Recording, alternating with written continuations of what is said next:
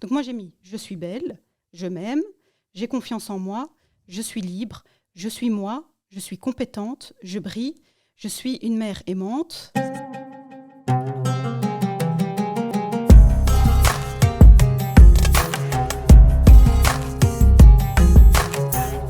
Salam alaikum à toutes et à tous. Bienvenue à toutes et à tous sur Mozone. Donc, c'est une chaîne YouTube de podcasting où on aborde des sujets d'actualité et de société.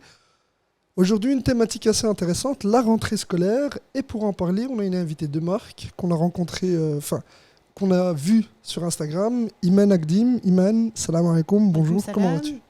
Alhamdulillah, merci Koumail, j'espère que toi aussi, du coup. Bah écoute, comme je l'ai dit lors de mon dernier épisode, j'ai très chaud, mais sinon je suis très content de t'avoir. Merci. Et de te recevoir sur Mozone. Pareil. Iman, est-ce que tu peux brièvement te présenter pour les gens qui ne te connaissent pas sur notre chaîne? D'accord, est-ce que je le fais à la manière scolaire? Tu peux le faire comme tu le sens. Je le fais, Comme on a l'habitude de te découvrir sur Instagram. Comme on a l'habitude de me découvrir, moi c'est Iman, je suis une femme.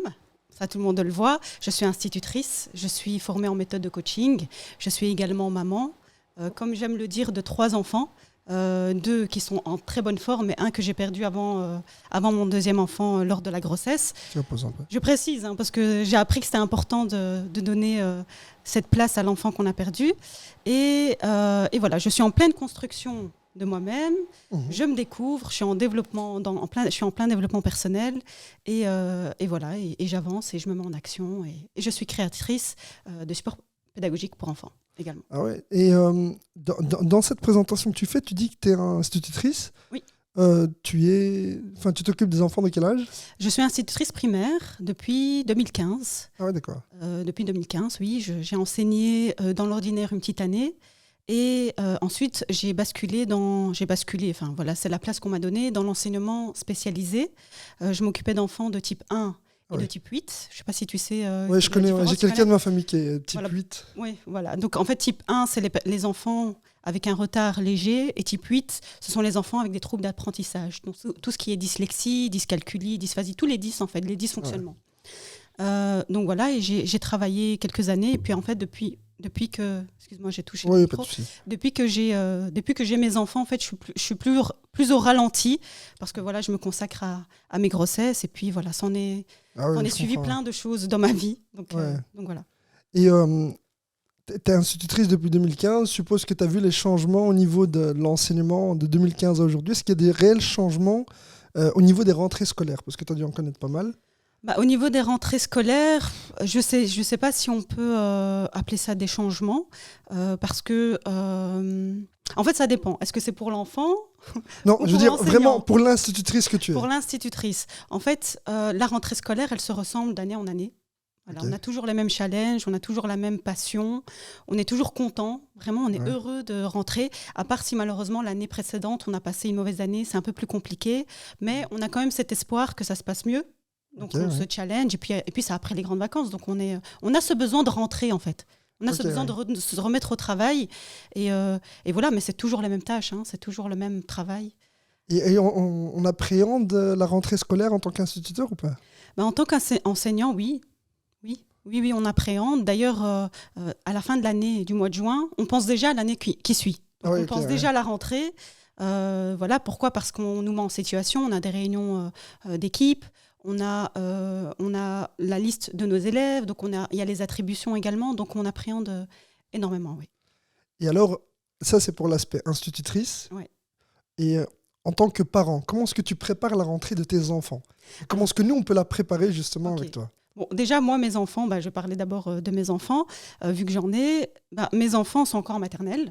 Donc, il y en a un qui est en première maternelle et l'autre qui est rentré en 3e maternelle. Je dirais que la rentrée, j'y pense pas trop. Je n'en parle pas trop pendant les grandes vacances. Et ça, je t'expliquerai. Mais c'est vrai qu'une fois qu'on se rapproche de la date fatidique du 1er septembre, en tout cas chez les néerlandophones, parce que mes enfants sont à l'école néerlandophone. Pareil pour ma fille. Voilà. En fait, je leur rappelle qu'on va à l'école, qu'ils vont aller dans telle classe, qu'ils vont avoir tel professeur. Donc, on les prépare mentalement et émotionnellement aussi. C'est important. Parce qu'il y a des enfants qui n'ont pas envie d'aller. Moi, mon fils, par exemple, il m'a dit qu'il ne voulait pas. Il m'a fait une crise parce qu'il ne voulait pas aller à l'école. Pourquoi? Parce qu'il ne voulait pas changer d'institutrice. Ah oui, ok, Donc, d'accord. voilà, Ouais. il fallait le travailler. Et puis avec son père aussi, il a travaillé. Son père, je pense qu'il l'a préparé également. Donc voilà, maintenant il était content, quoi. Ok, Il est ouais. arrivé, il était hyper content. Mais c'est plus émotionnel en Ok, maternelle. ouais. Et justement, c'est intéressant, cette rentrée scolaire, de façon, donc là tu en as parlé pour l'institutrice, pour tes enfants, comment est-ce qu'on la prépare à l'avenir pour nos enfants, tu vois? Là, par exemple, pour les néerlandophones, elle s'est faite hier, pour les francophones, ça fait déjà une semaine, mais comment est-ce qu'on prépare cette rentrée scolaire, pas le premier jour, mais vraiment le début de l'année scolaire? Comment est-ce qu'on le prépare et comment est-ce qu'on aide notre enfant justement à démarrer son année, à se préparer aux différents défis qui l'attendent? Ben déjà, une chose très importante, c'est que la rentrée scolaire suit les grandes vacances. Donc juste avant, il y a les grandes vacances qui la précèdent, et c'est important de couper. De couper le lien avec l'enseignement. L'enfant, il a besoin de se reposer, en fait. Il a besoin de cette coupure et il a besoin de ne pas penser à l'école. Et malheureusement, c'est vrai qu'il y a beaucoup de parents qui vont donner des activités aux enfants sur l'enseignement, qui vont avoir un prof particulier. Mais l'enfant, il a besoin de stopper, il a besoin de se reposer, en fait. C'est tout à fait normal. On est actif 10 mois sur l'année. Ouais. Avec la nouvelle réforme, c'est 10 mois et demi, une semaine en Ouais. juillet, une semaine en août, enfin bon, bref. Mais voilà, on a besoin de lâcher prise, et l'enfant également, il a besoin de stopper. Ça, c'est une première chose. Et puis, deuxième chose, c'est préparer avec lui la rentrée. Donc, le matériel scolaire, d'ailleurs, je pense que tu as vu. Oui, j'ai vu ça sur Instagram, ouais, les petites boîtes à tartines, les autocollants. Oui, il y a ça, mais surtout le matériel scolaire. Oui, voilà. Là, je parlais aussi du gaspillage, etc. Récupérer, ça aussi, c'est des valeurs à transmettre aux enfants. Mais surtout, le matériel scolaire, le préparer avec lui, voir un peu ce qu'il en est, faire le tri, consommer correctement, ne pas faire de la surconsommation, parce qu'on a des affaires qui sont encore en très bon état. Donc, il y a ça aussi. Et aussi le mindset. Le mindset, il est important. C'est-à-dire que le mindset, c'est l'état d'esprit. Donc, on a besoin d'avoir un état d'esprit positif. Et s'il est négatif, voir pourquoi il est négatif. Pourquoi un enfant appréhende, et d'aller voir ce qui se cache derrière cette peur, parce qu'il y a beaucoup d'enfants qui ont peur. Et on fait ça comment? Découvrir cette peur chez l'enfant. C'est à travers des questions, c'est à travers des jeux? La communication, c'est la base. La communication bienveillante. À titre d'exemple, imaginons que moi j'ai mon enfant qui crise à l'idée de rentrer à l'école. Oui. Comment est-ce que je découvre en fait sa peur? Pour moi, c'est une simple crise, voilà, c'est un caprice, alors que peut-être que c'est une peur. Comment est-ce que je fais pour la découvrir chez lui? Alors, déjà, un enfant qui crise, ça dépend de son âge en tout cas, mais en général, ils sont petits quand ils sont petits. Hein. Ouais. Tes enfants sont en maternelle, moi, mes enfants sont en maternelle, c'est pas un caprice. Donc, un enfant qui crise, c'est qu'il y a une raison derrière. Il y a vraiment une peur qui se cache derrière. Donc, c'est vraiment important d'apprendre à comprendre les émotions de l'enfant. L'enfant, il est beaucoup dans l'émotionnel. Il n'a pas la même maturité qu'un adulte. Donc, il a besoin d'être écouté, il a besoin de s'exprimer. Et donc, ce qu'on va faire, nous, en tant que parents, on va tout d'abord le laisser s'exprimer. Voilà. Après, il y a faire attention qu'ils ne se mettent pas, lui, en danger, parce qu'il y a des enfants qui s'expriment violemment envers eux-mêmes, qui ne mettent pas les autres en danger, leurs frères et sœurs, ou maman, papa. Enfin, ils ne vont pas mettre maman, papa en danger. Hein. Mais ce que je veux dire, c'est ne pas frapper, etc. Bref, en fait, si un enfant arrive là, c'est qu'il n'a pas été écouté. Oui, désolé, c'est mon diabète qui... Il n'y a pas de souci, il n'y a pas de souci. Ouais, je t'écoute. Une pause? Ouais, ça va? Ouais, ça va, okay. ça va. Et donc un enfant qui est en crise et qui réagit mal, c'est que peut-être il n'a pas été écouté. Qui n'a pas été écouté? Donc, le parent doit se mettre à son niveau ou le laisser s'exprimer. Et une fois que c'est passé, pourquoi pas lui proposer un câlin? Parce que l'enfant, il est tactile, il a besoin de ce câlin-là, il a besoin qu'on le câline, en fait, ça le rassure. Et ensuite, essayer de comprendre. Qu'est-ce qui se passe? Pourquoi tu réagis comme ça? Qu'est-ce qu'il y a? Est-ce qu'il s'est passé quelque chose qui fait que tu as peur? Qu'est-ce que tu appréhendes? Vraiment, la communication, c'est la base, la communication. Ouais. Surtout qu'elle soit bienveillante. Permettre à l'enfant de dire ce que lui ressent et ne pas transposer, nous, nos émotions sur l'enfant. Donc, nous, on a été enfants, on a vécu certaines émotions, mais nos émotions... Notre enfant ne les vit pas comme nous, on l'a vécu. Ouais, et surtout, il ne les connaît pas aussi. Oui, c'est ça, tout à fait. Et pourquoi pas partager son émotion à soi? Parce que pour les parents, c'est aussi un stress. Donc, dire à l'enfant, voilà, moi aussi, je suis stressée, c'est très compliqué pour moi. Mais ce que je t'invite à faire, c'est qu'on en parle. C'est important. Et puis, il faut adapter son discours à l'âge de l'enfant, bien évidemment. Ouais. Et alors, pour là, on parle des enfants, tu vois, les tout petits, très souvent. Pour les étudiants maintenant, ceux qui rentrent au supérieur, et d'ailleurs, ils ont pas encore connu leur rentrée, eux, mais ceux qui l'appréhendent, qui disent, voilà, dans quelques semaines, j'ai ma rentrée académique, comment est-ce qu'on peut les aider, eux? Les étudiants, donc ceux qui sortent de secondaire. Oui, ceux qui sortent du secondaire, ceux qui vont à l'université et la haute école. Donc déjà, moi, je dirais qu'une première chose à faire aussi, c'est de se reposer durant les grandes vacances. Il y a des étudiants, malheureusement, qui ont des examens de passage. Donc, s'organiser durant les grandes vacances afin de pouvoir se reposer et respirer, ne pas se mettre directement au travail. Encore une fois, la coupure, elle est importante. Et je dirais qu'il est important de faire un bon choix d'études, de bien choisir ses études. Parce que le fait de bien choisir ses études, ça va nous donner une motivation et ça va développer un état d'esprit positif. Alors que si on fait des études parce que maman, papa a fait telles études, parce qu'on veut suivre une tendance ou même le métier de nos parents, il y a beaucoup d'enfants d'instituteurs qui deviennent instituteurs. Ouais. Parce que leurs parents sont instituteurs. Et est-ce que c'est leur choix, eux? Est-ce qu'ils le veulent vraiment ou est-ce que c'est finalement une influence des parents? Ça, ils le verront plus tard. Mais c'est vraiment important de choisir des études qui nous passionnent, qui nous donnent envie d'étudier. Et surtout de se dire pourquoi on choisit ces études. Qu'est-ce que ça fait réveiller en nous? En quoi ça nous anime? Donc ça, c'est déjà très bien. Et après, encore une fois, l'état d'esprit. L'état d'esprit, ne pas se mettre trop de pression, vivre le moment présent et ne pas voir trop dans le futur. Parce que le futur, on ne le connaît pas. Et si on a eu un passé compliqué durant les secondaires, c'est pas facile. Hein, parce que effectivement, ouais. Il y a beaucoup d'harcèlement, il y a beaucoup de difficultés aussi dans les cours qu'on suit. Donc, essayer de relativiser et de se dire, allez, l'année qui va suivre sera différente, on va poser de nouveaux objectifs, on va avoir un état d'esprit positif et on dit bismillah pour ceux qui disent bismillah. Bref, voilà. Mais c'est intéressant ce que tu dis parce qu'il y a deux états d'esprit différents. Quand ils sont tout petits, tu dis il faut se focaliser sur l'émotion. Et quand ils sont grands, quand ils ont plus de 18 ans, donc quand ils ont fini leur secondaire, là, il faut relativiser, il faut être beaucoup plus dans le rationnel avec eux. Ouais. Et nous, en tant que parents, on revient des vacances, on a pris quelques jours de congé ou quelques semaines, on reprend le boulot. Comment est-ce que nous, on doit préparer la rentrée scolaire? C'est pas la même chose pour nous. C'est-à-dire que là, on a un rythme de vie qui change, on va déposer les enfants, on va les récupérer après le boulot pour ceux qui ont des horaires de bureau. Maintenant, pour les autres, comment est-ce qu'on se prépare à cette nouvelle rentrée avec ces nouveaux défis? Parce que les défis, très souvent, c'est la réussite de nos enfants, c'est l'accompagnement des enfants, c'est les écouter. Quels sont tes conseils pour aider les parents, justement? Pour les parents, à accompagner leur enfant, mais eux-mêmes aussi dans tout ça. Parce que, certes, il y a l'enfant, comment est-ce qu'on l'accompagne? Tu as donné quelques conseils. Mais pour eux-mêmes, c'est quoi les conseils que tu leur donnerais? Déjà, c'est stressant aussi pour eux. Et quand je parle d'émotions, je parle des enfants, des plus petits, mais les parents aussi ont des émotions. Hein. On a tous des émotions et c'est d'ailleurs ce qui nous fait vivre, ce qui nous rend vivants. Les émotions sont là pour une raison précise et c'est important de les écouter, de les identifier, de les nommer, de les ressentir, de les accepter. Enfin, il y a tout un mécanisme et ça c'est lié à l'intelligence émotionnelle. Hein. On a tous ça en nous. Et je dirais que le parent, s'il veut accompagner correctement son enfant, c'est lui aussi s'écouter déjà. Arrêter de se mettre la pression et prendre conscience que lui aussi ça le stresse, lui aussi il a besoin de lâcher prise, lui aussi il a une vie prenante, il a aussi plein de casquettes et pour ne pas surcharger son enfant, pour l'accompagner correctement, en parler encore une fois, la communication elle est trop importante, surtout pour un adulte. Un jeune adulte, il a besoin de parler, il a besoin de poser, lui c'est pas comme un enfant. Donc, il a une maturité un peu plus développée. Donc, il y a d'autres mécanismes. À part s'il veut un câlin, il peut aussi avoir un câlin directement. Après, il faut voir la relation que le parent a avec son enfant. Mais pourquoi pas essayer de communiquer avec son enfant?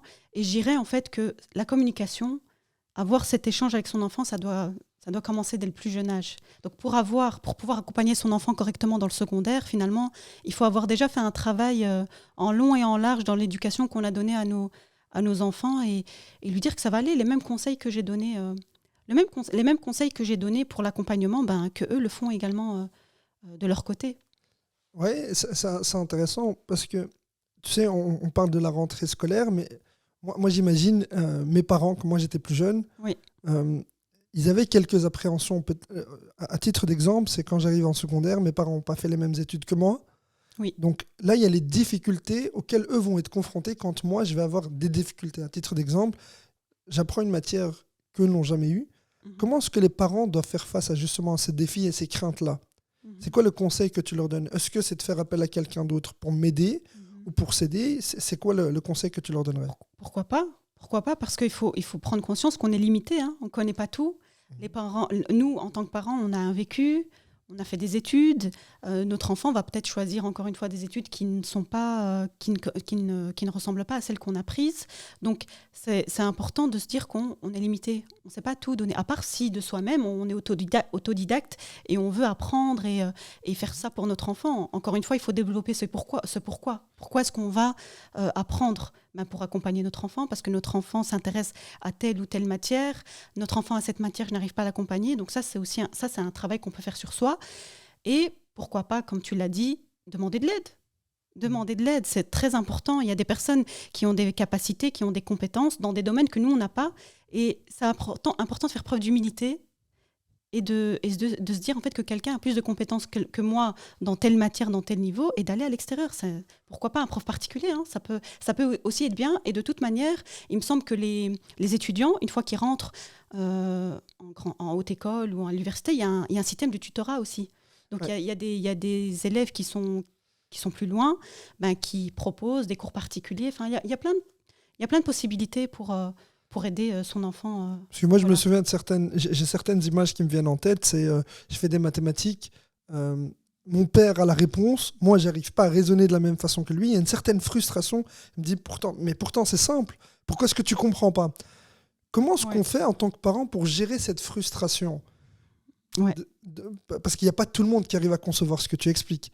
Comment est-ce qu'on fait pour accompagner notre enfant quand nous-mêmes, on est frustrés par la lenteur, entre parenthèses, de l'enfant? La lenteur. La lenteur, c'est un sujet qui me tient à cœur parce que moi-même, je suis quelqu'un de lent. Je comprends, c'est une nature. En tout cas, j'ai fait aussi un réel là-dessus, sur la lenteur, justement. On est dans un monde où tout va vite. Et donc, il y a des enfants qui sont... Excuse-moi, j'ai besoin de tousser. Oui, pas de souci, pas de souci. Parce que j'ai pas envie que ça... Donc, on est dans un monde où tout va vite et on est face à des enfants qui sont comme nous, qui vont à la même vitesse que nous, et d'autres enfants qui ont besoin de temps, en fait, pour apprendre. C'est leur nature, et en plus de ça, eux, ils réfléchissent différemment. Il faut savoir qu'on a tous des intelligences différentes. Donc papa, peut-être que son intelligence logico-mathématique, elle est beaucoup plus développée que son enfant, alors que son enfant, lui, il a une intelligence linguistique qui est beaucoup plus développée. Et donc, je dirais que le parent, parce que tout le monde, comme tu disais, tout le monde n'a pas cette facilité, mais rien n'est facile dans la vie. Rien n'est facile. Ce qui est facile, en fait, c'est quelque chose qui a déjà été travaillé, donc ça devient facile. Mais rien n'est facile. Et donc, le parent, il est important qu'il prenne conscience que son enfant est différent de lui. Et donc, il doit se renseigner il doit observer son enfant. C'est important. Et se rendre compte, en fait, qu'est-ce qui est facile pour lui. Trouver des méthodes de travail qui permettent à son enfant, à lui, d'étudier et de mémoriser ou de comprendre un exercice différemment de papa, quoi. C'est intéressant ce que tu dis, c'est de comprendre. Ouais. Alors là, on a parlé de l'aspect enseignement. J'ai vu aussi que tu as une deuxième casquette qui est celle de coach en développement personnel. Ouais. Quand maintenant, je me rends compte que je passe par plein de phases dans ma vie qui sont compliquées et je me dis, tu sais quoi, maintenant il est temps pour moi de démarrer ma rentrée personnelle et de démarrer mon propre développement personnel. Quels sont tes conseils pour justement accompagner des personnes qui se rendent compte qu'elles ont besoin de se développer personnellement? Tu parles de qui? Tu parles des étudiants? Non, je parle d'une personne lambda. En fait, une personne qui veut se développer personnellement, quand elle a cette idée en tête, c'est qu'elle a une prise de conscience. Okay. C'est prendre conscience de ce qui ne va pas finalement en nous, parce qu'on a tous des choses qui ne vont pas, hein, on est imparfait. Et donc, c'est de prendre conscience de la raison pour laquelle le développement personnel nous intéresse. Quand on va prendre conscience, c'est noter en fait ce qui ne va pas et essayer de poser des objectifs. Il y a des objectifs à court terme, à long terme, et ces objectifs vont nous permettre de se mettre en action. Okay, et en fait, c'est l'action qui va nous aider dans notre développement personnel. Parce qu'on peut très bien être intéressé par le développement personnel Il était temps qu'on s'intéresse parce que c'est vraiment quelque chose de très important, même pour les étudiants, même pour les enfants. Et moi, ce qui m'intéresse, c'est les enfants, parce que c'est mon domaine d'expertise. Mais je ne sais plus ce que je disais, mais ce que je disais, c'est que le développement personnel, c'est ce que je disais, le développement personnel s'accompagne d'action. C'est bien d'être intéressé par le développement, mais si tu restes passif dans ton coin, ben, il ne se passera pas grand-chose. Donc il faut passer par une phase de prise de conscience et ensuite se fixer des objectifs. Oui. Une fois les objectifs fixés, passer à l'action, c'est ça? Voilà. Si je comprends bien les 3 étapes. Et ça doit être des objectifs mesurables, réalistes. Voilà. Par exemple, on va donner un exemple. La perte de poids, désolé, c'est pas le. Non, mais c'est pas grave, sujet, c'est un mais objectif pour moi, ouais. Voilà. Ah, pardon, excuse-moi. Bref. Non, il n'y a pas de souci. J'ai pas fait allusion à toi, mais la perte de poids, par exemple, quand tu prends ton objectif, quand tu as un objectif de perdre du poids, c'est pas du jour au lendemain que tu vas perdre du poids. C'est pas parce que tu te mets en action. Enfin, il faut savoir que c'est mesurable dans le temps, qu'il y a un moment, qu'il faut suivre un certain programme, qu'il faut laisser le temps à son corps de s'imprégner de cette prise de conscience. Enfin voilà, ça doit être vraiment mesurable et réaliste. Et c'est quoi qui, selon toi, mais justement pour parler de cette perte de poids, parce que c'est quelque chose auquel je m'identifie. Moi, je suis transparent par rapport à ça. C'est synchronicité. Je ne sais pas si tu vois ce que c'est la synchronicité, mais c'est quand tu penses à une chose et qu'il y a une autre chose qui vient, mais qui est en lien avec ce que tu penses. Bon, bref, vas-y, je t'en prie. Justement, pour pouvoir mesurer justement ces objectifs, oui. Moi, par exemple, pendant longtemps, je me suis dit, je vais mesurer mon objectif, donc pour pouvoir l'atteindre, ça va être sur la balance. Oui. Est-ce que c'est une bonne façon de mesurer l'objectif que je me fixe? Sur une balance. Sur une balance, oui. Des chiffres. Après, bon, si tu te pèses tous les jours et que tu t'attends à perdre 1 kilo par jour, non. Je pense qu'il faut être réaliste. C'est pas possible. Mais si tu te donnes un objectif, par exemple, de perdre 1 kilo par mois ou 2 kilos par mois, tu peux très bien t'organiser, trouver ta méthode, ton profil alimentaire. Et après, il y a des professionnels à ce niveau-là, te faire accompagner pour t'aider à perdre ce poids-là et atteindre ton objectif. La balance, c'est quelque chose qui peut vite frustrer. On regarde un poids, un chiffre, un nombre, un chiffre plutôt, et voilà, si on a toujours le même poids, ça peut vite être déprimant et oui, effectivement. Voilà, c'est quelque chose. J'ai jamais été confronté à cette situation, donc je ne sais pas. Moi, j'y ai été confronté avant d'être en surpoids comme je le suis aujourd'hui. J'ai pendant longtemps été... Moi, j'ai été sportif de haut niveau. Donc, en ayant été sportif de haut niveau, j'étais constamment focus sur le poids que j'avais sur la balance.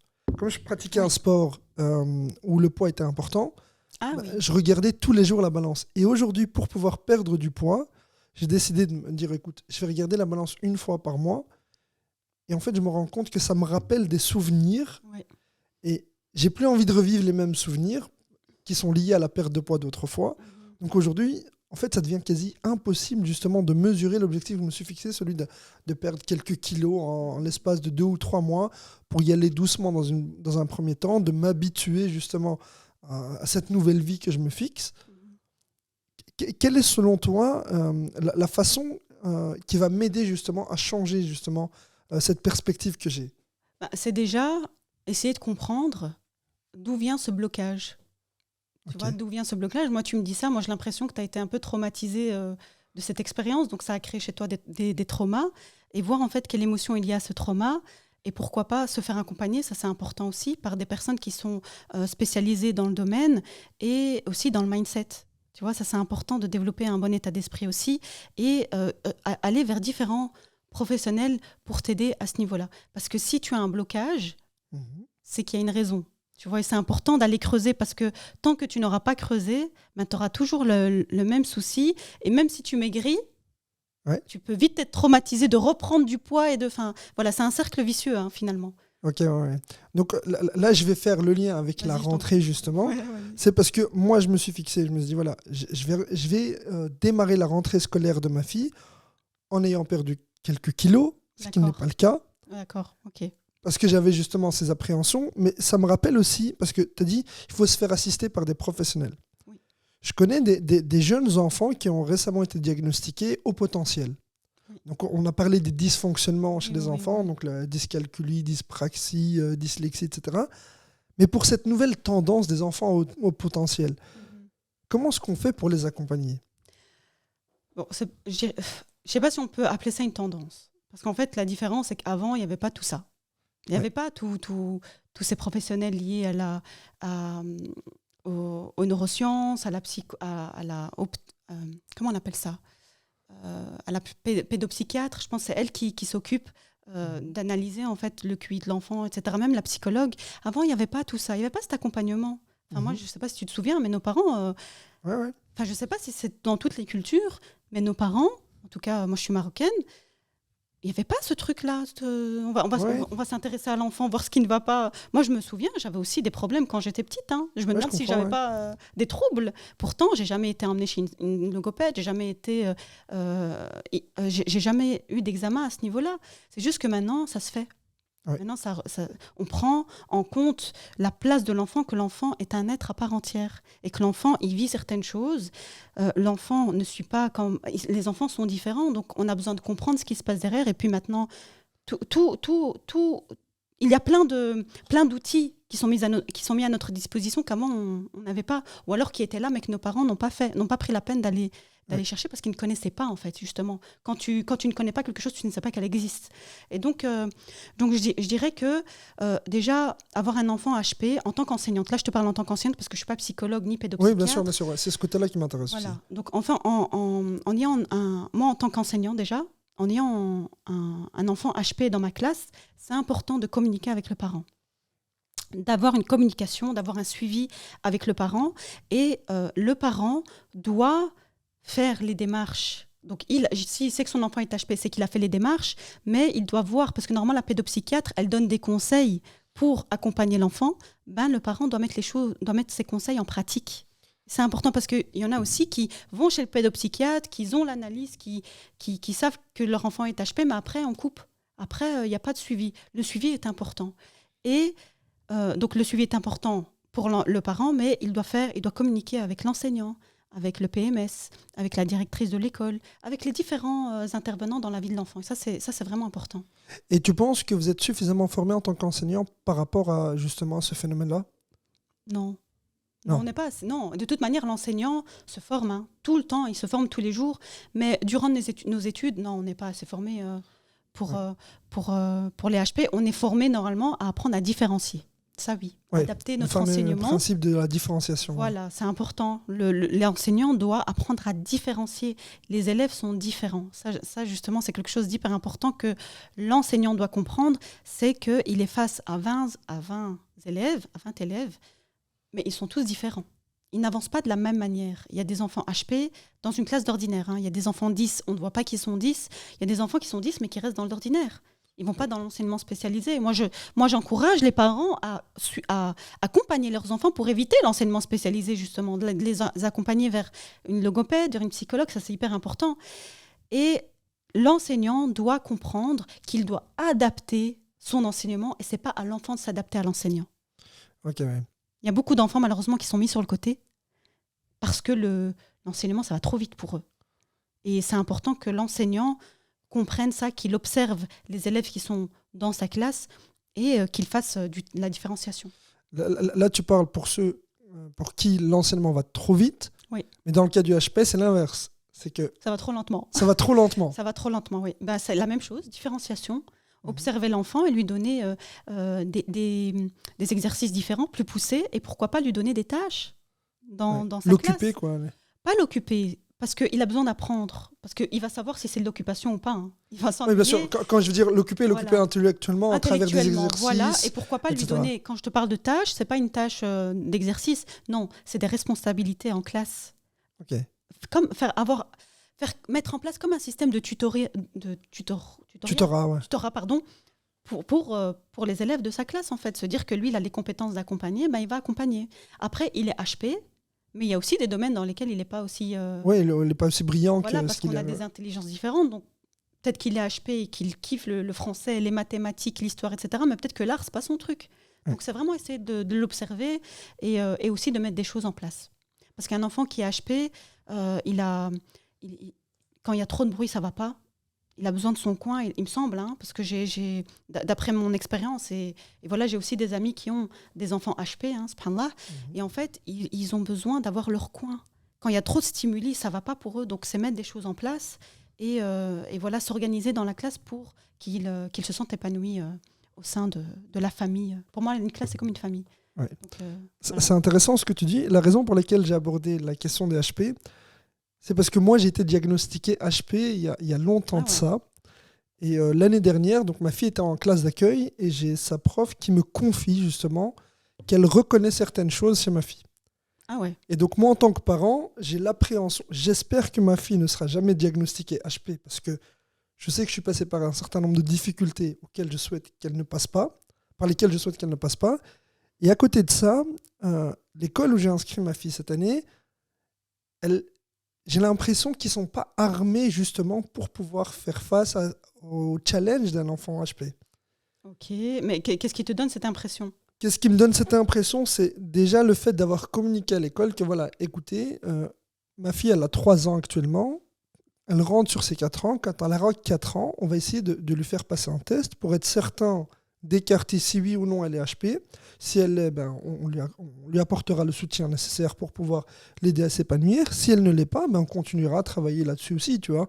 On continuera à l'accompagner là-dessus. Mais quand j'ai parlé du phénomène HP, à la PMS et à la directrice, je me suis rendu compte qu'en fait, elle ne comprenait pas ce que c'était. Elle ne savait même pas ce que c'était. Ah oui. Donc pour elle, c'était une tendance. C'est pour ça que j'ai parlé de tendance. Non, c'est pas une tendance. C'est facile de. Donc, parce que ce que j'ai remarqué, c'est que tu leur dis ça et ils pensent, oui, encore un de ses parents qui a regardé un film, une série, un reportage et qui pense que son enfant est HP. Tu penses qu'ils se pensent ça ? J'en suis certain. On interprète beaucoup. Hein. Non, j'en suis certain. À la façon d'interagir, oui. Tu vois, et le fait de ne pas dire, écoute, voilà, on va mettre une structure en place pour voir si effectivement il y a des signaux qui disent, voilà, écoute, votre enfant peut être HP ou a des signaux d'un enfant HP. Alors on va essayer de l'accompagner, on va essayer de la comprendre, de mettre en place une façon de travailler avec elle, d'interagir avec elle. Au niveau de son institutrice, problème résolu, directement dès le premier jour. Donc elle nous a remis une fiche en disant voilà, votre enfant a fait telle et telle chose aujourd'hui, a de telles particularités ou de singularités. Ça a été super intéressant. Au niveau de l'école, je me suis rendu compte qu'en fait, ils ne comprenaient rien au phénomène. C'est bien possible. Il faut savoir qu'il y a des instituts passionnés, il y a des instituts pas passionnés, il y a des instituts qui font ça pour l'argent, pour les vacances. Bon, bref, chacun a son pourquoi. Ouais. Et en fait, il y a des instituts passionnés qui, eux, se forment ouais. et se forment en faisant des formations, mais en lisant, en écoutant des podcasts. Ça, c'est tendance, ouais, c'est trop bien. Ça, c'est la tendance, ouais. Là, on peut parler de tendance, tu vois. Ouais. Alors que si tu parles d'un enfant HP, non, c'est pas une tendance. Un enfant, il est HP, il est HP. C'est pas il va être HP un petit peu et puis après il va plus l'être. Enfin, oui, bien sûr. C'est sa nature, ça, c'est pour l'enfant diagnostiqué. Voilà. Donc même si l'institutrice te comprend, ça ne veut pas dire que toute l'école réagit comme ça. Moi, en tant qu'enseignante, et ça c'est du vécu, pour avoir essayé de mettre des choses en place pour les enfants, parce que moi je travaille en classe flexible, etc. La classe flexible, c'est quelque chose de très bien pour les HP parce qu'ils trouvent sa manière de travailler, en fait. Ils trouvent sa méthode de travail et son emplacement. Moi, pour avoir fait ça, j'ai vu qu'on était 3 collègues à faire ça. Les autres, elles ne voulaient pas suivre. Pourtant, on était dans un enseignement spécialisé. Ah ouais, d'accord, ouais. Donc, en fait, ça dépend de l'enseignant sur qui tu vas tomber. Il y a des enseignants qui vont être coopératifs et c'est génial. Puis, tu as des enseignants qui ne vont pas être coopératifs et c'est dommage parce que ça, c'est important. L'enseignant, c'est à lui de s'adapter. Encore une fois, ce n'est pas à l'enfant de s'adapter. Et je vais rebondir sur une chose que tu as dite qui est hyper intéressante. C'est que toi, tu as été HP et tu ne veux pas qu'elle le soit. Ça, toi, en tant que parent, il est très, très important que tu essaies de comprendre pourquoi, en fait, qu'est-ce que ça a créé en toi. Et d'aller creuser. C'est pas facile de creuser, hein, c'est difficile. Ouais. Il y a beaucoup, et je trouve que c'est important même, peut-être que tu donneras l'exemple, parce qu'il y a beaucoup de femmes qui vont creuser, mais les hommes, c'est plus compliqué que les femmes. Et ça, je le vois en tout cas dans le coaching en général. Il y a beaucoup de femmes qui sont intéressées par les prises de conscience, par le travail sur soi. Et les hommes, c'est plus difficile, quoi. Je ne veux pas en faire une généralité, c'est mes observations. Oui, bien sûr. Et donc, il ne faut vraiment pas hésiter, toi, en tant que parent, à travailler sur toi pour ne pas transposer tes peurs sur ta fille. Clairement, ta fille, elle n'a pas le même accompagnement que toi. Toi, peut-être que tes parents ne connaissaient pas ça, ils étaient démunis, ils n'ont pas su te donner les outils. Mais toi, tu as les outils. Tu peux, je ne dis pas que tu as les outils, mais tu peux aller à la recherche de ces outils. Tu es assez éveillé et Et oui, tu es assez éveillé pour aller te renseigner par rapport à ça et aider ton enfant. N'hésite pas à te diriger vers une pédopsychiatre pour confirmer tes doutes. Ouais. Et puis, elle te donnera aussi, encore une fois, être accompagnée, elle te donnera des pistes, elle te dira comment faire. Et alors, si tu avais, justement, là tu m'as donné tes conseils pour m'aider moi en tant que parent. Si maintenant, de façon générale, tu avais des conseils à donner aux jeunes, aux parents, aux instituts, aux enseignants de façon générale, à tout le monde, Oui. pour préparer la rentrée. Mais peu importe la rentrée, ça peut être une rentrée professionnelle, sportive, scolaire, Oui. etc. Quels sont tes conseils pour ces gens-là ? Encore une fois, c'est ce que je t'ai dit tout à l'heure. Une rentrée est précédée d'un moment de vacances en général, c'est les vacances scolaires. Se reposer, c'est trop important. Le parent, il a besoin de se reposer, il a besoin de couper, parce que le parent, il a plein de casquettes. Il n'est pas que parent, hein. Il est parent, c'est un homme, c'est une femme. Et pour moi, le parent, c'est l'homme et le papa et maman. Hein. C'est pas bien que sûr, maman. bien sûr. Moi, On se met d'accord là-dessus, voilà, bien sûr. Voilà, je suis une femme, j'aime bien parler aux femmes, mais les parents, j'essaye aussi, moi, à travers mes vidéos, éveiller les hommes, parce que ça, c'est hyper important. C'est une chose, malheureusement, qui manque, en tout cas, nous, dans notre communauté, et c'est trop important pour moi. Donc, les parents doivent se reposer, parce que les parents ont différentes casquettes, maman, papa, travailleurs, employés, ouvriers, ils sont infirmiers, ils sont psychologues, ils sont assistants à travers leur casquette de maman, et donc, ils ont besoin de faire une pause, en fait. Ils ont besoin de faire une pause. L'enseignant, il a besoin de couper. L'enseignant a tendance à, ça c'est une tendance, mais en fait, je ne sais même pas si on peut appeler ça une tendance, mais il fait toujours ça. Enfin, toujours, ça dépend les enseignants qui ont une prise de conscience, mais il a tendance à déborder sur sa vie privée. Donc, dans sa vie privée, il va en vacances, il va visiter, il est touriste, il va visiter, lui, il va penser à sa classe, en fait. Il va regarder, il va dire ça, je vais décorer ma classe, ça c'est pour ça, je vais des formations ça. professionnelles. Bref, des formations professionnelles. Donc l'enseignant doit couper. J'ai une amie qui est enseignante et je la félicite, mais elle a coupé quoi. Elle a coupé, elle a repris, elle a ouvert son cours le 27 août, la veille de la rentrée. Mais c'est génial, c'est ça qu'on doit faire. C'est ça qu'on doit faire. Bon, c'est ça qu'on doit faire pour notre état d'esprit. Après, il faut se préparer. Hein. Ne faites pas ça quand vous... Pour éviter un burn-out, quoi. Ouais. Voilà. Mais les enseignants qui sont en début de carrière, faites pas ça. Ils ont besoin de se préparer. Mais je veux dire, une fois que tu es lancé. Tu n'as pas besoin de tout le temps penser à l'enseignement, quoi. Et donc, l'enfant, encore une fois, c'est la coupure, c'est la même chose. En fait, c'est à chaque fois la même chose. C'est tout le temps coupure, on se repose.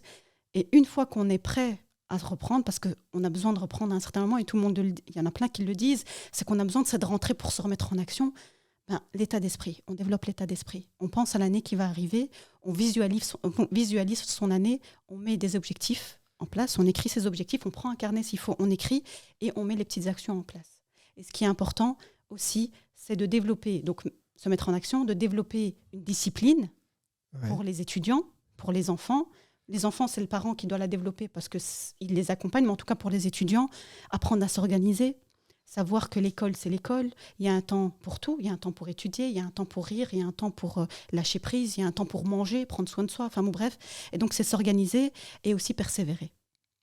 Okay. C'est important de se motiver, mais en fait, la discipline va te permettre de persévérer. Comme ça, quand tu seras face à des moments difficiles, de faiblesse, en fait, c'est la patience, la persévérance qui va t'aider à les surmonter. Voilà, et à pas lâcher, à pas laisser tomber, parce qu'il y a beaucoup d'étudiants aussi qui laissent tomber.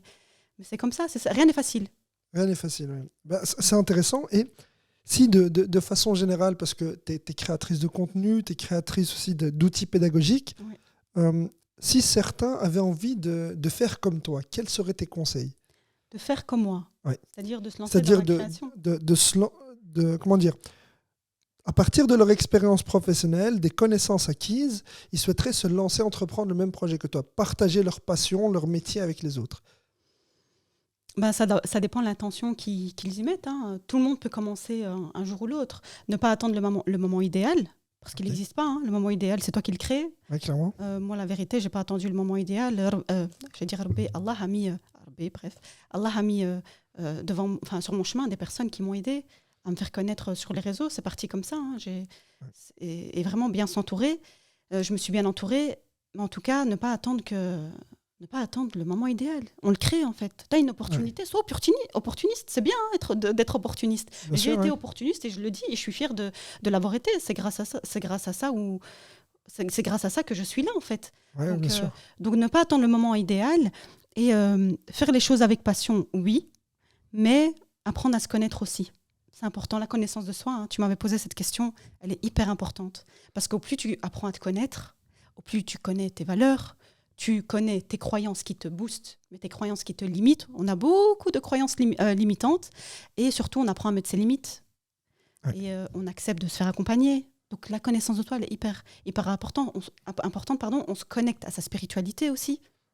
On a tous notre spiritualité. Hein, donc moi, ça m'a aidé à me connecter à ma spiritualité et se faire confiance. En fait, au plus tu apprends à te connaître, au plus tu te connais, au plus tu te fais confiance et t'avances. Ouais. Est-ce que je peux ajouter le fait d'accepter qu'on est faillible et qu'on fasse des erreurs ? Tout à fait. Moi, ce que j'aime bien dire, et c'est ce qu'on m'a appris, c'est « je suis parfaitement imparfaite ». Ça, c'est la phrase que j'aime dire. Parole, ouais. Je l'ai noté là, je me suis préparé une fiche pour me rappeler des paroles positives, boostantes. Je suis parfaitement imparfaite, je ne suis pas parfaite en fait. C'est intéressant, je vois plein de choses. Est-ce que tu sais les citer ? Parce que je trouve ça hyper intéressant. En fait, je voulais une page. Je t'explique le contexte. Ok. Ouais. Je me suis prise, donc j'ai préparé mon podcast. Mais ça, moi, j'aime bien que les choses se remplissent. Bref, je ne sais pas si c'est la peur du vide, j'en sais rien. Ouais. Mais en tout cas, j'avais besoin de remplir la première page. Et je me suis dit, qu'est-ce que je vais mettre ? Est-ce que je vais mettre un fond d'écran ? Est-ce que je vais mettre un paysage ? Et puis, je me suis rappelé, donc note à moi-même, qu'en fait, j'avais besoin des paroles boostantes. Parce que j'ai besoin de me répéter. Et donc, je me suis dit, tu sais quoi, Imen ? Note tout ce que tu as besoin et puis tu rajoutes un fond d'écran, quoi. Donc, moi, j'ai mis « Je suis belle, je m'aime, j'ai confiance en moi, je suis libre, je suis moi, je suis compétente, je brille, je suis une mère aimante. » Ça, c'est important pour moi parce que ces derniers mois, ces dernières semaines n'ont pas été faciles pour moi. Je suis parfaitement imparfaite. Je suis capable. Je suis institutrice, coach et créatrice. Je fais les causes et je laisse Allah gérer.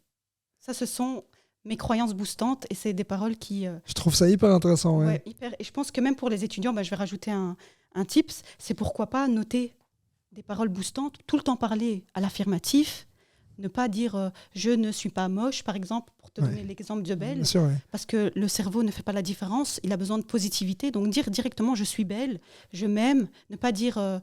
vraiment essayer vraiment de tout mettre à l'affirmatif et pourquoi pas mettre ça sur le frigo, pourquoi pas mettre des post-it sur son bureau, pourquoi pas mettre ça comme page de garde sur sa farde, comme fond d'écran sur son téléphone, et vraiment se rappeler pour aider c'est intéressant, son cerveau à... Et tu penses que que la rentrée qui vient va être une rentrée à succès ? Pour qui ? Pour toi, pour moi ? Ouais. Alors, je vais parler pour les autres. Donc, si c'est une rentrée à succès, tout dépend de l'intention que tu mets derrière et de ce que tu vas faire. Si tu restes passif, si ton intention, c'est de rien faire, de rester sur ton canapé, n'attends pas que le succès vienne. Il ne viendra jamais. Voilà, il faut le créer. Le moment idéal n'existe pas. Tu crées les choses, tu te mets en action. Donc ça, que ce soit pour le parent, l'enseignant ou l'étudiant et l'enfant, encore une fois, il est accompagné par son parent, donc c'est à lui de développer. D'ailleurs, je ne sais pas combien, je sais pas le temps qu'on a, mais j'aimerais bien parler du développement personnel chez les enfants rapidement. Bien sûr. Et donc, je dirais que pour moi, est-ce que ce sera une année à succès ? Je ne sais pas te dire oui ou non pour l'instant, parce que je ne connais pas l'avenir, mais j'ai foi. Et je me dis que moi, je fais les causes et je laisse Dieu faire le reste. Ça, c'est vraiment quelque chose que je me répète et que j'ai appris à travers un livre que je te dirai. Mais c'est faire les choses, te mettre en action et pas oublier, en fait. Mais ça, c'est ma spiritualité, c'est mes convictions. Pas oublier que c'est Dieu qui gère. C'est son plan, en fait, qui va se mettre en œuvre. Toi, tu fais juste les causes. C'est comme si lui, il travaillait avec un pantin, tu vois. Toi, tu fais les causes, mais en fait, c'est lui en fait qui... C'est lui le marionnettiste. Voilà, exactement, on appelle ça comme ça. Donc voilà. Inch'Allah, j'espère que ce sera une année à succès. En tout cas, là, je suis très positive, ça me fait du bien. La rentrée me fait du bien. Ouais. Et alors, cette rentrée, elle te fait du bien. Comment est-ce qu'on aide l'enfant justement dans son développement personnel ? Voilà, le développement personnel, c'est trop important. Franchement, il était temps que je connaisse cette discipline. C'est clairement une discipline. Il était temps que je la connaisse. Et pour moi, il est important parce que je t'explique pourquoi. J'ai fait un long travail. Je viens de loin. Ça fait 3 ans, moi, que je suis dedans, que je travaille sur moi. Je viens de loin. Je suis comme ça sur les réseaux, mais je n'étais pas comme ça au début. Donc vraiment, je viens de loin. Et j'ai compris, en fait, que j'avais plein de blessures. que j'avais des traumas, je les ai encore, hein. Bien sûr, oui. Je me suis écoutée et qu'en fait, donc j'ai travaillé dessus, je me suis fait accompagner, j'ai investi en moi. Et si j'avais eu les outils nécessaires quand j'étais enfant, peut-être que je n'aurais pas autant de blessures, peut-être que je n'aurais pas autant de dysfonctionnements. Parce qu'on a tous des dysfonctionnements, moi j'en ai. Et si j'avais été accompagnée, peut-être que voilà, je n'aurais pas eu tout ça. Après, c'est mon vécu. Il fait de moi ce que je suis aujourd'hui. Donc je suis très heureuse, alhamdoulilah, je suis contente d'avoir travaillé sur moi et d'avoir fait la paix avec mon passé, même s'il fait partie de moi. Je dirais que le parent, pour aider son enfant dans le développement personnel, c'est déjà lui de travailler sur lui. C'est hyper important. Parce que si le parent ne fait pas ce travail-là, il va transposer ses peurs sur l'enfant. Il va continuer le schéma, il ne va pas casser. Ouais. Ce que lui a appris, il va le transmettre. Surtout s'il n'a pas cette prise de conscience. S'il a une prise de conscience, il fera ce qu'il faut. Mais c'est important qu'il prenne conscience que lui, il est imparfait et qu'il a aussi des blessures, qu'il a un vécu et que son enfant est différent. Et que son enfant a le droit d'avoir une enfance épanouie. Que l'enfant s'épanouit, c'est pas que la joie, c'est la tristesse, c'est la peur, c'est le dégoût, c'est la colère. L'enfant a besoin de vivre ses émotions, même si moi, en tant que parent, en tant que personne, j'ai pas eu la possibilité de vivre mes émotions correctement. Moi, en tant que parent, j'ai un vécu et je ne veux pas que mon enfant vive la même chose. Ouais. Et ça, c'est important d'en prendre conscience. Ensuite, c'est donc la prise de conscience, apprendre à se connaître, permettra de connaître ses valeurs, de connaître ses croyances, etc., ses croyances boostantes, limitantes, etc., afin de faire les choses correctement avec son enfant. Quand tu connais tes valeurs, tu vas transmettre tes valeurs à ton enfant. Si tu as des croyances boostantes, tu vas les transmettre à ton enfant. Tu vois ce que je veux dire ? Je comprends parfaitement ce que tu dis. Si toi, tu as eu des difficultés avec les mathématiques, si tu as dit, moi, les mathématiques, c'est pas pour moi. L'idée, c'est de ne pas conditionner ton enfant à avoir peur des mathématiques. Exactement. Les mathématiques, c'est difficile, c'est n'importe quoi. Si tu le dis, et que tu transmets ça à ton enfant, lui, il ne va pas réussir en mathématiques, c'est la même chose. Hein. Il sera conditionné à être comme ça. Il va y croire. C'est le fameux exemple en psychologie avec, je ne sais pas si tu connais l'histoire de Pavlov et son chien. Non, vas-y. Donc en fait, pour pouvoir conditionner son chien à avoir une certaine réaction, qu'est-ce qu'il faisait ? C'est qu'il venait avec une gamelle. Ouais. Et à chaque fois qu'il venait avec la gamelle, il se rendait compte que le chien commençait à baver. Et donc au même moment, il faisait sonner une cloche. Ouais. Et donc à chaque fois qu'il vient, qu'il apporte la gamelle, le chien bave et il entend la cloche en même temps. En fait, au bout d'un moment, il s'est conditionné à chaque fois qu'il entend de la cloche, il sait qu'il y a une gamelle qui arrive. Ouais. Et donc, à un moment, Pavlov, il fait quoi ? Il fait sonner la cloche, le chien arrive, le chien commence à baver, mais il ne voit pas de gamelle. Pourquoi ? Parce qu'il a été conditionné à ce qu'à chaque fois que la cloche sonne, la gamelle arrive. Et donc là, c'est pareil, c'est comme avec l'enfant. Quand la maman ou le papa sort avec l'enfant, quand le parent emmène son enfant et voit un chien, et que le parent est effrayé par la présence du chien, l'enfant, automatiquement, il se conditionne à devoir se comporter de la même façon. Ouais. Alors, la prochaine fois, quand il sort avec son institutrice au parc et qu'ils voit un chien, par réflexe et parce qu'il a été conditionné par son parent, il va commencer à être effrayé devant le chien. Ouais. Alors qu'au final, il ne connaît pas le chien. Il recopie tout simplement ce que son parent l'a amené à faire, en fait. Tout à fait. Ce fameux conditionnement. Tu vois. Tout à fait. Pour parler d'animaux, par exemple, pour te donner mon exemple à moi j'ai toujours eu peur des chiens. Ouais. J'ai toujours eu peur des chiens, les chats, voilà, vite fait, je voulais pas m'en approcher. En faisant ce travail sur moi, j'ai pris conscience que j'avais peur des chiens au point où je m'éloignais et que je n'avais pas envie de transmettre ça à mon fils. Ouais. Donc j'ai bossé sur moi. J'ai mis des choses en place pour m'aider à dépasser cette peur, parce qu'en fait, la peur, elle est là, elle est légitime. Hein, mais ou alors c'est un frein, ou alors c'est un tremplin. Ouais. Donc tu utilises cette peur, elle essaye de nous dire quelque chose, et moi, elle m'a dit, ok, t'as peur du chien, t'as le droit d'avoir peur, mais pourquoi t'as peur de ce chien ? C'est qui en fait ce chien finalement ? Je me suis dit, ok, c'est une créature de Dieu. Pourquoi on a peur autant ? J'ai compris en fait que j'ai été aussi conditionnée à ça. Il faut avoir peur des chiens. Les chats, c'est sale. Moi, j'ai été conditionnée au fait que les chats, c'est sale. Ouais. Les chats, c'est pas propre. Les chats, il y a plein de poils, etc. En faisant ce travail sur moi, j'ai débloqué cette peur. Je n'ai plus peur des chiens. Ouais. Bon, quand il vient en un coup, j'ai peur. Enfin, voilà, ça me stresse. Mais je n'ai plus peur. Je n'ai plus peur des chats. Avant, j'avais peur des chats, au point où j'ai réussi à adopter un chat. Ah ouais, d'accord, ouais. Et donc, moi, mon intention première, bon, malheureusement, je ne l'ai plus, mais bon, ça, c'est une autre histoire. Ouais. J'espère qu'elle va bien. En tout cas, je l'ai donnée à une bonne famille. Mais mon intention première, c'était, je veux que mon fils n'ait pas peur des animaux. qui se développe par lui-même. Voilà. La vérité maintenant, il a peur des chiens. Ouais. Mais ce que je lui dis, c'est... En fait, ce que je ne lui dis pas, c'est... Faut pas avoir peur. Parce qu'il a le droit d'avoir peur. S'il a peur, c'est qu'il y a une raison.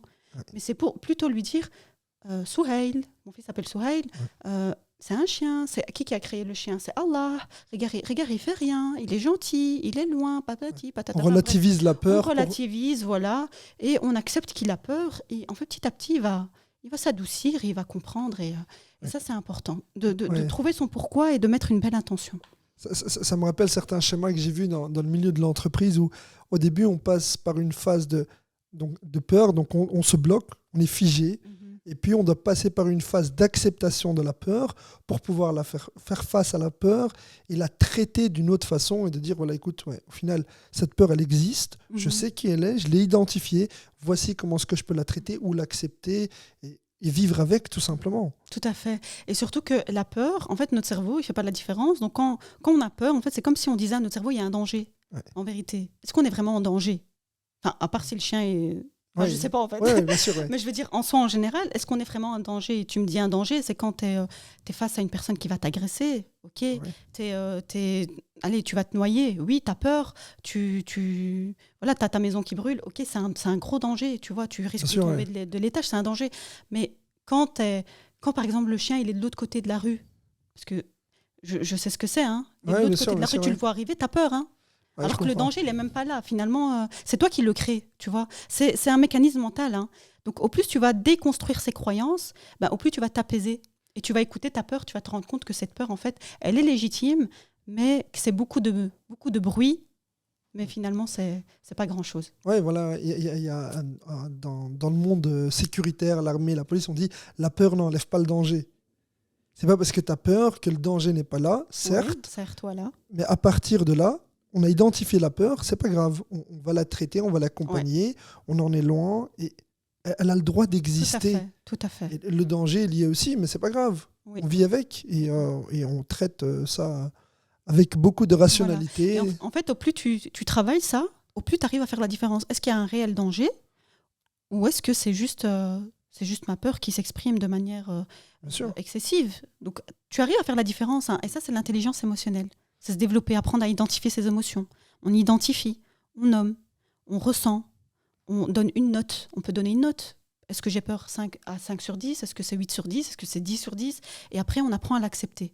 Et quand tu fais ça, en fait, tu apprends à te connaître et tu relativises. Et est-ce que tu penses que les enfants relativisent de la même façon que nous? Les enfants ont besoin d'être accompagnés. Donc les enfants, ils ont pas la même maturité que nous, mais c'est le parent qui va l'aider à relativiser. Donc c'est nous qui devons poser les questions pour les aider à comprendre. Une chose que moi en tant qu'enfant, que je vivais, c'est si tu as chaud, tu peux mettre le ventilateur. Non, ça va. J'essaie de supporter la douleur. Ouais.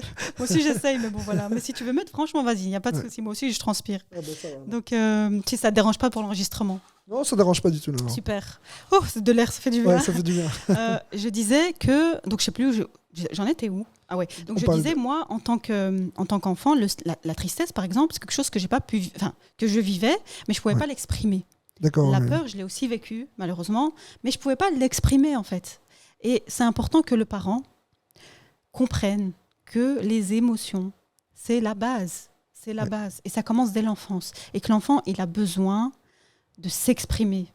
Un enfant qui fait une crise, quand il a 3 ans ou 2 ans, ce n'est pas un caprice. Il a vraiment besoin d'être écouté.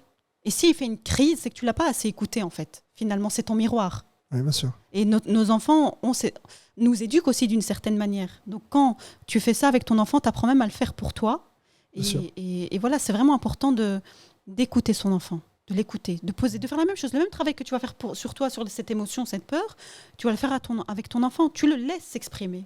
On laisse l'émotion sortir et puis on identifie. Qu'est-ce qui se passe? Et il y a aussi des outils qui sont... Moi, par exemple, dans mon carnet d'activité, mon classeur d'activité, j'ai mis une fiche émotion. Et donc, l'enfant, ce que je propose à l'enfant, et je me demande si je ne vais pas créer un support là-dessus pour une utilisation quotidienne, mais je propose à l'enfant de se situer, et j'ai mis ça au début du classeur. Au Ah début, oui, c'est non. intéressant ça. Au début, je ne le mettais pas. Au début, je le mettais à l'intérieur. Après, j'ai compris en fait que l'enfant, pour être face aux apprentissages, pour être prêt, ce serait intéressant de voir s'il est vraiment prêt émotionnellement. Parce que s'il n'est pas prêt émotionnellement, s'il est en colère, par exemple, il ne va pas travailler. Hein. Tu n'attends pas à ce qu'il travaille. Ouais. Tu vois, donc je l'ai mis au début, comme ça le papa et maman voient un peu où est-ce qu'il en est. Comme ça, s'il est triste, ben, il va expliquer pourquoi, il va la nommer, il va expliquer. Après, il sera plus content. On va lui faire un câlin. Ok, tout va bien. Ben, tu vas aux apprentissages, tu vois. Alors moi j'ai un exemple concret de situation où l'enfant doit identifier son émotion, mais qui n'est pas toujours facile pour nous. Moi, ça m'arrive, je vais récupérer ma fille quelque part, ou je me balade quelque part avec ma fille, on est dans le bus, elle me fait une crise pas possible pour ne pas rester dans la poussette, par exemple, ou pour ne pas s'asseoir. Ok. Comment est-ce que je dois faire, moi, pour lui faire comprendre qu'elle doit rester assise, parce que pour ça, il en va de sa sécurité, de un, et de deux, parce que, en fait, en faisant sa crise, elle n'obtiendra pas de solution favorable à ce qu'elle veut concrètement, tu vois. Ok. Donc c'est principalement pour sa sécurité que je veux qu'elle s'assoie, et que sa crise, elle a le droit de faire sa crise, mais qu'il n'y aura pas de changement pour elle. Alors dans le bus, c'est assez particulier, parce qu'il y a des gens. Elle regarde des gens. Il y a la frustration pour nous. Et ça, je te parle en connaissance de cause, et ça m'arrive aussi, j'essaie vraiment de travailler sur moi, c'est qu'une fois que l'enfant fait une crise à l'extérieur, tu ne penses plus à l'enfant. Tu penses à toi et à ce qu'on va dire de toi, et ce que les gens vont poser comme regard. Et au plus tu fais un travail sur toi, tu comprends ça, que tu apprends à connaître ton enfant, au plus le regard des gens, tu le mets de côté. Donc déjà, première chose, regard des gens. Comprendre en fait qu'est-ce qui t'énerve en fait. Est-ce que c'est la crise en soi ou c'est le regard des gens?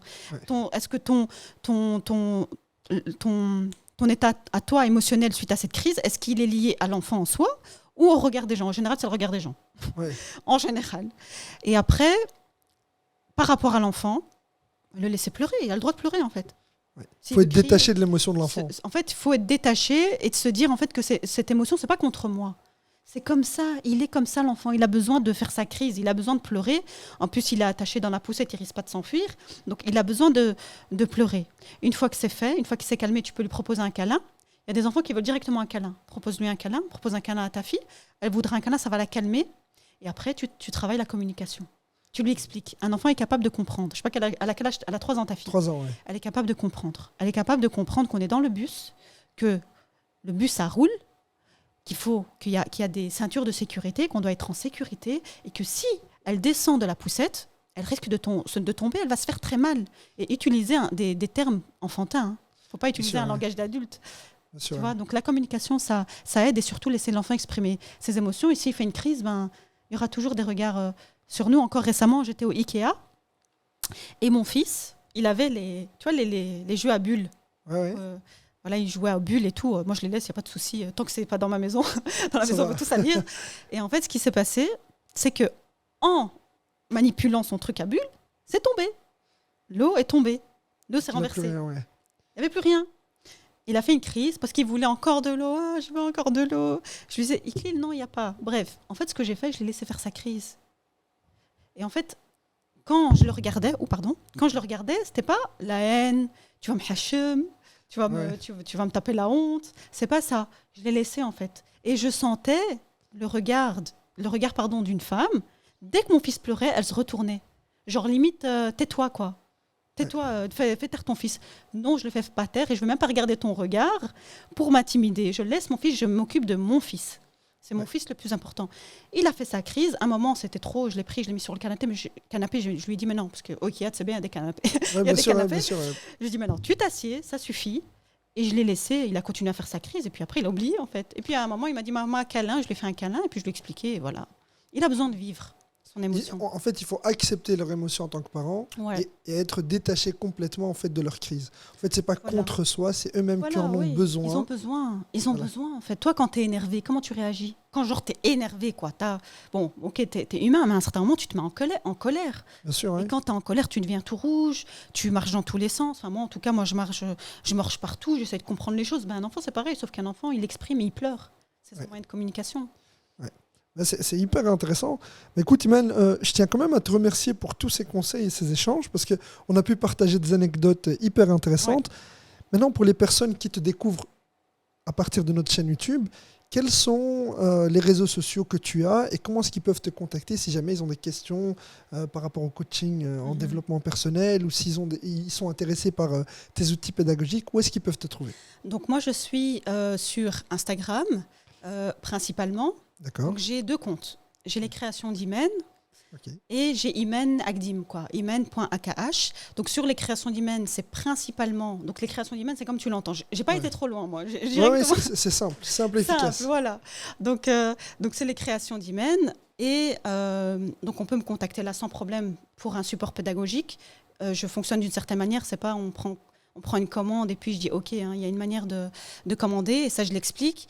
Ou alors sur imen.akh sur Instagram et je suis disponible en message privé. J'ai aussi un numéro professionnel.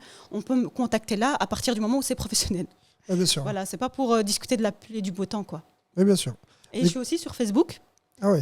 En fait, j'ai mis de côté Facebook pendant un moment, mais là j'ai repris. C'est aussi Imen Agdim, AKHDIM, et je suis active publiquement. C'est encore nouveau pour moi, donc on peut me trouver là s'il y a des personnes qui sont plus sur Facebook. Et j'ai aussi ouvert une page Facebook sur les créations d'Imen. Donc, voilà. Super. Mais écoute, je te remercie une fois de plus pour cet échange et pour ta réaction rapide parce que ça s'est fait en moins d'une semaine. Ah ouais, oui. Ouais, j'accepte direct. J'ai pas besoin. En fait, dès que je peux, je dis bismillah et j'avance. La spontanéité, quoi. Super, tu seras notre première invitée de la saison. L'année dernière, notre première invitée était également une femme. Génial. Donc, content de t'avoir, toi également, comme première invitée cette saison. Merci. Et puis, au plaisir peut-être t'avoir pour un autre épisode sur un autre sujet. Avec plaisir, ce que tu veux. Super, alors Inch'Allah.